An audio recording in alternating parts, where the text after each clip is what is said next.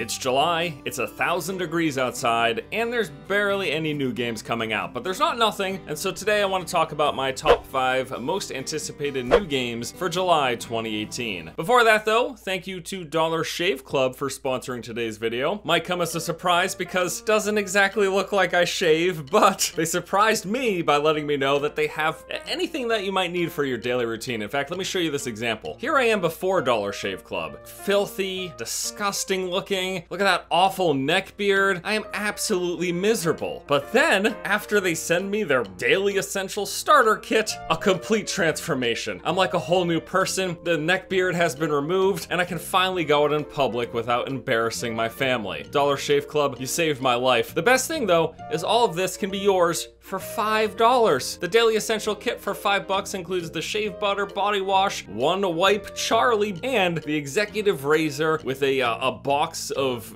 cartridges to replace when your blade gets dull. No one wants a dull blade, it's a terrible thing. So yeah, all of that for $5, pretty sweet deal, and you can get it over at dollarshaveclub.com/forcegaming. Thank you, Dollar Shave Club, appreciate you so much. Let's get into the top 5 games of the month. First up is Defiance 2050. This MMO FPS from Tryon Worlds actually launched back in 2013, but the game is getting a revamp, which includes a graphics update, some new game systems, some changes to the classes. This is described as a dynamic open world game with massive co-op battles. They got a huge weapon selection, and the game's free to play. I played the game for actually a fair bit when it first came out. I made a couple of videos about how much fun that I was having with it. It didn't last for too long, and the game by no means I would consider an amazing title, but it's one of the few MMO FPS on the market, especially when it originally launched in 2013. It was a pretty exciting prospect. I'm not sure how the game's gonna hold up nowadays. They had a beta, and the game certainly looks better, and yes, there have been some changes, but it is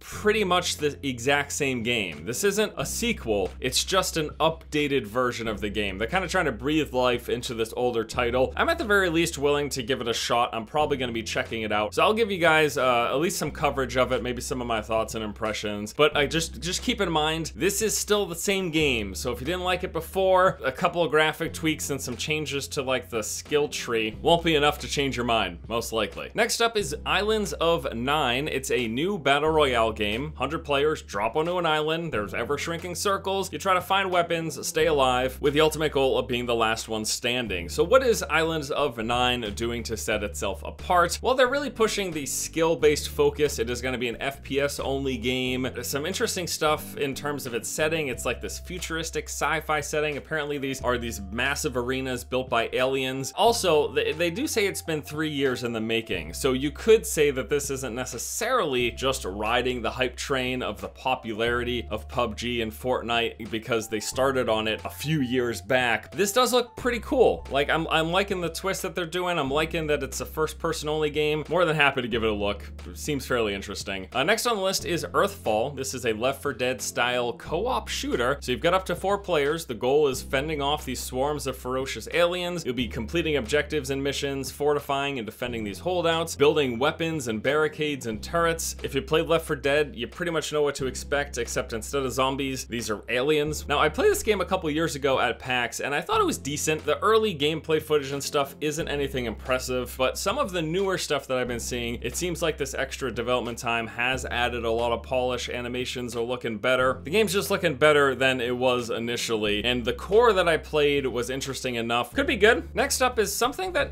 I don't usually include, but it's a story-driven RPG. This is called the Banner Saga 3. It's the final chapter in the Banner Saga trilogy. Now, this is a series that has won a bunch of awards. I played the original one, and I thought it was decent enough. I don't know that I ever finished it. I just personally have a hard time slogging through single-player RPGs. It's just really not my favorite type of game nowadays. I like co-op, I like competitive, I like multiplayer. This is on this list because A, it's a slow month, and B, it does look interesting. Even though not all of these games I'm gonna play, you know, for weeks and months at a time, I still like to talk about games that I think you might like and that people might find interesting. So yeah, the Banner Saga 3, and the final game on the list is No Man's Sky. But Force.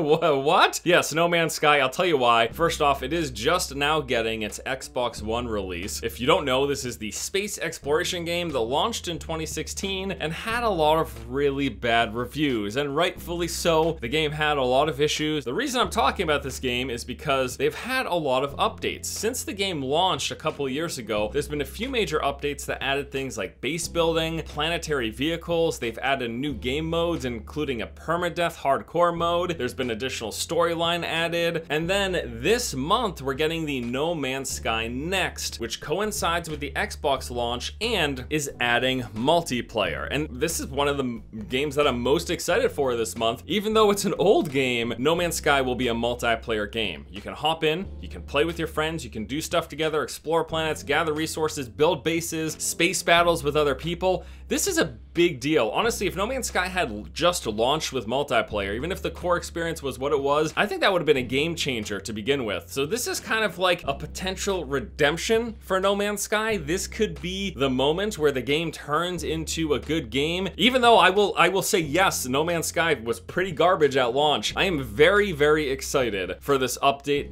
that adds multiplayer to the game. And again, those of you who play Xbox, this will be your first chance to check it out to begin with. And that's pretty much it. As I said, it's kind of a slow month. There's not a lot going on. Things will be ramping up in August, September, November. That's October, my months. I know. How many years have I been alive? Things will be ramping up this fall. We're gonna be seeing a lot more games come out. A lot of the big AAA releases are happening in the next few months. But yeah, July is a little slow. Hope you guys enjoyed this video. Thanks again to Dollar Shave Club for sponsoring. And I'll see you guys next time. Take it easy. I can't get over this heat. It looks like I have like glowing, dewy skin. Maybe the heat is a good thing for me. Truthfully, is that I'm just nasty and sweaty right now. The Dollar Shave Club, you got anything for that? You stop me from sweating?